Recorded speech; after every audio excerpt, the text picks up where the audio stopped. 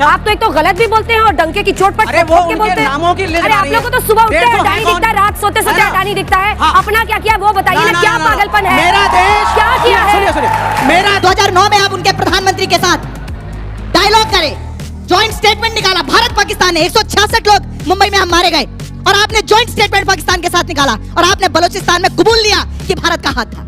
2012 के अंदर आपने वीजा का लिबरलाइज्ड वीजा एग्रीमेंट किया। 2012 के अंदर आपने कह दिया कि पाकिस्तानी आएंगे तो वीजा आसानी से मिल जाएगा। आप ये करा करते थे, इसलिए जानना जरूरी है। आज का भारत ये नहीं करता। आज का भारत इंटरनेशनल बॉर्डर को क्रॉस करता है और घर में घुस के भावलपुर के अंदर मारता है। ये आज के भारत की ताकत है। वो इस देश के प्रधानमंत्री हैं, वो बीजेपी के नेता हैं, लेकिन वो ये देश नहीं है। हो सकता है मोदी जी को ये बदगुमानी हो गई हो कि सेना की यूनिफॉर्म पहनकर वो तस्वीरें खिंचवाते हैं, वो तस्वीरें उनके पोस्टर, होर्डिंग, रेलवे टिकट्स पर लगती है, बीजेपी की आईटी सेल उसको प्रचारित करती है, तो वो सेना है। वो सेना भी नहीं है। इस सेना के शौर्य और पराक्रम पर तो हमें वो विश्वास था कि अगर नरेंद्र मोदी जी ने धैर्य रखा होता और सेना के हाथ नहीं बांध दिए होते सरेंडर करके, सीज फायर करके, तो ये भारतीय सेना, ये भारतीय आर्म्ड फोर्सेस पाकिस्तान को निस्तो नाबूद कर देते विश्व के भूगोल से। हमें यह पूरा विश्वास है, क्योंकि ने कहा था कि हमारे पास प्लेन्स नहीं है। वो देशद्रोही तो नहीं है? नहीं, एक second, let me complete sir. So whenever you make the statements, you know what is the Scotland state? Sir, can I come? Do you know the Scotland state? This is the problem. I don't interfere when you 2014 में देखिए ये लोग जिन्होंने इस देश के अंदर में आज प्रतिघात करते हैं छिप करके, इनको पता है जितने भी एयरफोर्स के स्क्वाड्रन 2012 में इतनी घट करके आ गई थी, वो रफाल बोलेंगे सर 2016 में। चीफ ऑफ आर्मी स्टाफ ने कहा था कि 48 घंटे में हमने पाकिस्तान का घुटने टिका दिया। ये बात याद रखिए प्लीज, इंपॉर्टेंट है। अगर 48 घंटे में घुटना टिका दिया तो आपने फिर सीज फायर क्यों किया? आपको सीडीएस की बात को मानना है, आपको एयर चीफ की बात को मानना है, पर आपको यह बात उनकी नहीं माननी कि भारत ने सरेंडर नहीं किया। आपको अपनी इच्छा से मानना है। आप उनके बयान को सुनेंगे पर आप इस बात को नहीं मानेंगे कि हमने पाकिस्तान को घुटनों पे बैठा दिया। आप देश की सेना की इस बात को नहीं मानेंगे कि उनने हमसे कहा और हमने बायलैटरली इस मुद्दे को सॉल्व किया। तब आपको अपने अमेरिका वाले चचा याद आ जाएंगे, तब आपको कोई और याद आ जाएगा, क्योंकि मुद्दा कुछ और है। मुद्दा है कि कहां से बात निकाली जाए और कैसे भारत को कमजोर किया जाए, पहली बात। दूसरी बात, आपने कहा सीज फायर क्यों हुआ, ऐसा क्यों हुआ? इसके जवाब देश की सेना बार बार दे रही है। इतिहास में मैं आपसे पूछता हूं, हमने हाजी पीर का जो हाजी पीर था वो कब्जा लिया था, आपकी सेना ने छोड़ दिया, क्यों छोड़ दिया? हमने लाहौर तक हमारी सेना चली गई थी, आपने सेना को वापस बुला लिया, क्यों बुला लिया? हमने सिंध में 15,000 किलोमीटर कब्जा लिए थे, आपने वापस सेना को बुला लिया, क्यों बुला लिया? आपको किसी ने गद्दार नहीं कहा, आपको किसी ने सरेंडर नहीं कहा। जय श्री राम। स्वागत है आप सभी देशभक्तों का इस जबरदस्त और एक्सप्लोसिव डिबेट शो में, जहां आज होगा असली राजनीतिक दोगलेपन और राष्ट्र विरोधी एजेंडे का पर्दाफाश। आज की डिबेट में एक ऐसा मोड़ आया है जिसे देखकर हर भारतीय का खून खौल उठेगा और गर्व से सीना चौड़ा हो जाएगा। एक तरफ हैं हमारे वीर आर्मी मेजर, जिनका तेवर और तर्क किसी मिसाइल से कम नहीं। दूसरी ओर हैं कांग्रेस पार्टी के वही पुराने चेहरे अजय और विवेक, जो हर बार सेना के खिलाफ सवाल उठाकर अपनी मानसिक गुलामी दिखाते हैं। लेकिन इस बार सेना पर उंगली उठाना इन वामपंथियों को बहुत भारी पड़ा। डिबेट के मैदान में जब हमारे मेजर साहब ने उन्हें करारा जवाब देना शुरू किया तो कांग्रेस के प्रवक्ता की बोलती ही बंद हो गई। और यही नहीं, अंजना ओम कश्यप ने भी अपने फुल फॉर्म में कांग्रेस की गलतियों को लेकर सीलता देच लगाई कि पूरा पैनल हिल गया। बीजेपी के नेता सिद्धार्थ ने भी इन दोनों को ऐसा एक्सपोज किया कि कांग्रेस का लंगड़ा घोड़ा जैसा बयान अब सोशल मीडिया पर ट्रेंड बन चुका है।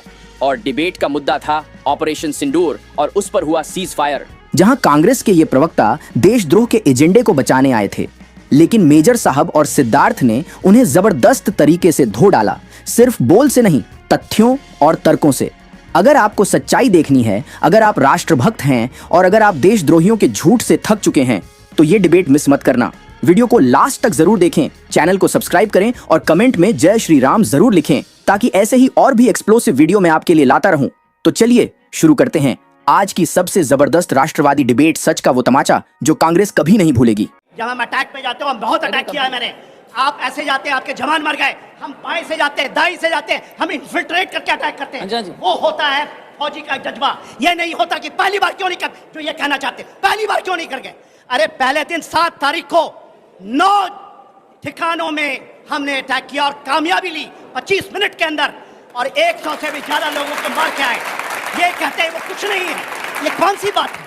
ये लोग यदि ये दुश्मन की भाषाओं को जोड़ देते हैं, मैं नहीं कहता, वो बहुत मजा अच्छे दोस्त हैं, मगर जिस तरह से आप उनके बातों में हाँ पे हाँ मिलाते हैं, और चाइना के पूरे हथियार ध्वस्त हो गए, एक भी नहीं चला। पर उसके लिए आप ताली नहीं बजाएंगे। पर रफाल की बात को डॉक्टर जॉय, छोटा सा कमेंट फिर मैं चीफ ऑफ आर्मी ने कहा था कि हमने 48 घंटे में पाकिस्तान के घुटने टिका दिए, सही बात है कि नहीं sir? Chief of army staff ने कहा था कि 48 घंटे में हमने पाकिस्तान का घुटने टिका दिया। ये बात याद रखिए प्लीज, इंपॉर्टेंट है। अगर 48 घंटे में घुटना टिका दिया तो आपने फिर सीज फायर क्यों किया?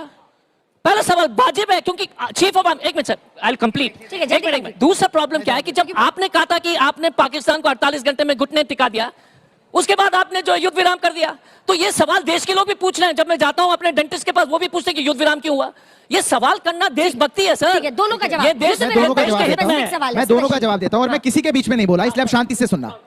आपको सीडीएस की बात को मानना है, आपको एयर चीफ की बात को मानना है, पर आपको यह बात उनकी नहीं माननी कि भारत ने सरेंडर नहीं किया। आपको अपनी इच्छा से मानना है।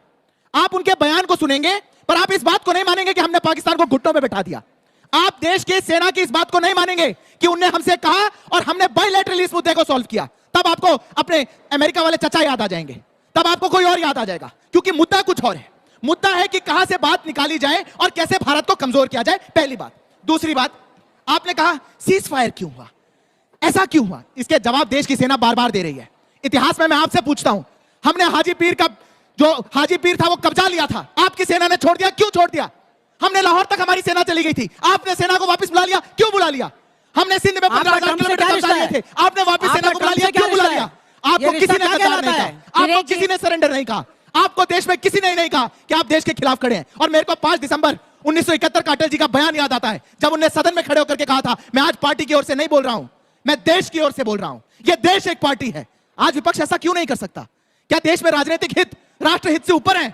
और अगर है तो ये शर्मनाक है। ये कांग्रेस पार्टी जो झूठ नैरेटिव बनाती है उसकी सच्चाई कि 4 दिन में जो मुकाम भारत ने हासिल कर लिया और 4 दिन में ही उनको जवाब दे दिया, तो आपको किस बात से तकलीफ है कि 4 दिन में भारत सरकार ने ये करके दिखाया? आपको 4 दिन से तकलीफ है? यही तकलीफ है जो कांग्रेस आज तक नहीं कर पाई, इनको बस रिलेवेंट बने रहना है और इनके पास कोई जवाब नहीं है। तकलीफ इसलिए है, तकलीफ इसलिए है कि ये 4 दिन की समय सीमा अमेरिका के राष्ट्रपति ने भारत के लिए निर्धारित करी, इस बात से तकलीफ है मुझे।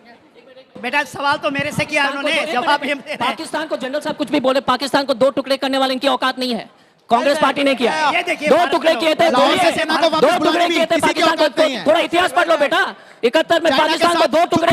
बच्चे को क्यों डांट रहे हैं? मैं कह रहा हूं वो तो कह रही 4 दिन में किया ना। अच्छा ठीक है, एक second. After a terror attack Bharat ने कब जाकर बहावलपुर मुरीद के, हम लोग हमेशा टीवी में डिबेट्स करते थे कि बहावलपुर में हेडक्वार्टर है, मुरीद के में हेडक्वार्टर है, हमने कब हमला किया था? अगर किया है मुझे नहीं पता तो बता दीजिए।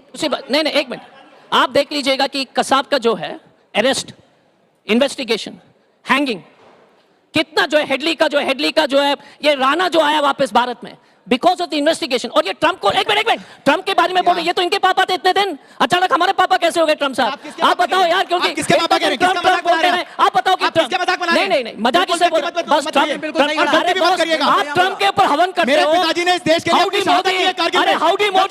हाउडी मोदी क्या बात कर रहे हो? तो ट्रंप के बारे में बताइए, ट्रंप के बारे में क्यों नहीं बताते हो? आपको ये शिष्टाचार दिखाना नहीं, आप ट्रंप के बारे में बोलिए खुल के, आप ट्रंप को नहीं बोल रहे हो। देखो बेटा, आपने सवाल किया था, ये बिटिया ने किया है, आप लोगों ने इतनी बड़ी सवाल, क्योंकि आप शायद उस समय पैदा भी नहीं हुए होंगे। 40 साल पहले जो हम लोगों ने झेला है, जो हमने देखी है कत्ले गारत श्रीनगर के अंदर में, पूरे कश्मीर के अंदर में, पूरे वहाँ के ब्राह्मणों को मार दिया और हमने कुछ रिट्रीब्यूट नहीं किया। हमने देखा 26/11, हम तैयार खड़े थे, मैं फौज में था, हम कुछ नहीं किए।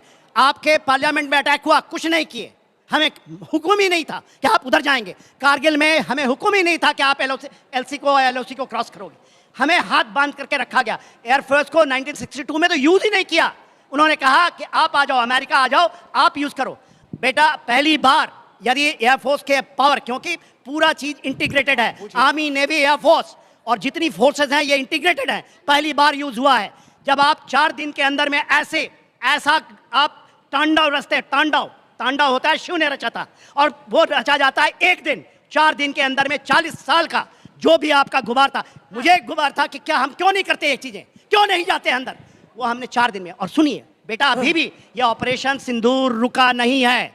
आपके पूरे जहां पर आज जो आपने देखा ब्रिज चिनाब का पानी बंद है, ये ऑपरेशन सिंदूर की ही कामयाबी है। मैंने बार-बार एक प्रश्न पूछा कांग्रेस पार्टी के प्रवक्ता से, 2008 के बाद आपने क्या किया? आज तो बहुत आसान है सेना पर प्रश्न उठाना। 2008 के बाद आपने क्या किया? मैं बताता हूं इनने क्या किया। तब के एयर चीफ ने ऑन रिकॉर्ड आकर के बोला कि हमारी देश की एयरफोर्स तैयार थी, पॉलिटिकल नेतृत्व ने उनको रोक करके रखा अपने सेना को। मैं बताता हूं आपने क्या किया। 2009 में आप उनके प्रधानमंत्री के साथ डायलॉग करे, जॉइंट स्टेटमेंट निकाला। भारत पाकिस्तान ने 166 लोग मुंबई में हम मारे गए और आपने जॉइंट स्टेटमेंट पाकिस्तान के साथ निकाला और आपने बलूचिस्तान में कबूल लिया कि भारत का हाथ था। 2012 के अंदर आपने वीजा का लिबरलाइज्ड वीजा एग्रीमेंट किया। 2012 के अंदर आपने कह दिया कि पाकिस्तानी आएंगे तो वीजा आसानी से मिल जाएगा। आप ये करा करते थे, इसलिए जानना जरूरी है। आज का भारत ये नहीं करता। आज का भारत इंटरनेशनल बॉर्डर को क्रॉस करता है और घर में घुस के भावलपुर के अंदर मारता है। यह आज के भारत की ताकत है, यह आज के भारत की ताकत है। कि कोई पॉलिटिकल रैली में लगातार जाकर के इसको फूल चढ़ाने का आपको ठीक लगता है? अगर ये बात हमने किया, उसने किया, इसने किया, छोड़ दीजिए। ये जो नौयुवक बच्चे जो बैठे हैं, आपको ठीक लगता है कि सोफिया कुरैशी के ऊपर? और दूसरा, अगर इतनी देशभक्ति है तो जिन व्यक्ति ने कहा कि सोफिया कुरैशी के परिवार टेररिस्ट है, उसके ऊपर कार्रवाई क्यों नहीं किया? वो पार्टी से नहीं निकाला गया। और एक इनके एमपी बोलते हैं कि लड़कियां जो वहां थी पहलगाम में, वो बहादुर नहीं थी। आपके बयान बताने लगे, आपने निकाला पार्टी से, देशभक्ति के पाठ पढ़ाते हो। सवाल कैसा है ना, आपने क्यों नहीं निकाला पार्टी से? जो व्यक्ति हमारे बेटियां को बोलते हैं कि आप बहादुर नहीं हो, राज्यसभा एमपी होकर के कैसे रह रहे हैं? आपने ना उस मंत्री के खिलाफ कार्रवाई की, ना उस नेता के खिलाफ। अंजना जी, बयान पे इनके बयान गिनाने लगूंगा, शो खत्म हो जाएगा। मैं तो एक बात कहता हूं और कांग्रेस पार्टी से आग्रह कर लेता हूं शो में। अंतिम बात है, आपको यह तकलीफ है कि प्रधानमंत्री रैली में जाकर के, देश की सभाओं में जाकर के सरकार का महिमा मंडन कर रहे हैं। आपको कौन रोक रहा है? जाइए ना, बड़े बड़े पोस्टर लगाइए देश की सेना के। हमारी देश की सेना शूरवीर का काम करके आई है, वो पाकिस्तान के घर में घुस के मार के आई है। हमारी देश की सेना हिम्मत दिखा के आई है। आपको कौन रोक रहा है? एमपी के बारे में बड़े बड़े होर्डिंग, अरे सिलेबस के बारे में, ठीक है, पर आप नहीं लगाएंगे क्योंकि आप देश के एमपी साथ के बारे में बता दीजिए। पार्टी से निकाल दो, तो हरियाणा के भी हैं जादव जी, निकाल दो पार्टी से। बीजेपी के बारे में बता देते हैं। चलिए, अब ये लिस्ट लंबी हो जाएगी। मुझे पता है आप लोगों को फुटबॉल खेलने में बड़ा मजा आता है। नहीं, मैं तो आप ये कह रहे हैं ना, इस मामले में जो कांग्रेस करती है वही आप करते हैं। एक सेकंड